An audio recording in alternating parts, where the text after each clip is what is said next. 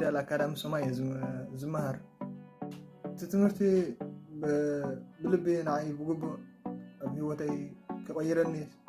ክኢሊ ኣብዚ ንክሳተፉ ደልዩ ሰባት ድማ ምሻል ዘይነበረካ ቅድሚ ሕጂ እቶም ኣብ ህይወት ክገብሮም ዘይትኽእሎም ወይ ድማ ዘይነበሩ እንተደኣ ኮይኖም ንኽትረኽቦም ቀረባ እዮም ንዓይ ኮይኖም ማለት እዩ ብሓላይ ቅድሚ ሕጂ ምዝኣነ ዝነበርኮስ ስለዘይረኸብኩም ጉዳይ ዘይኮንኩቶም ዕድላት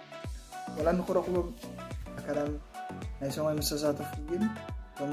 ዘይነበሩ ንኽብሎም ዝኽእል ነገራት ረኺበ እዮም ስለዚ ዓብ ለውጢ ስለዝገበረለይ ያኒ ዝኽብል ይፈቱ ማለት እዩ ኣብዚ ንክሳተፍ ዝደሊ ሰብ ድማ እቲ ለውጢ ክመፅእ ዝኽእል ወይ እቲ ሰብ ዝደልዮ ቅድም ክሳተፉ ኣለዎ ኢለ ኣነ ብናተይ ገምጋም ዝወስድ ኣፍኮርስ ድማ ሰብ ቅድም ዝተሳተፈ ለውጢ ክመፅእ ዝኽእል Culture is cool.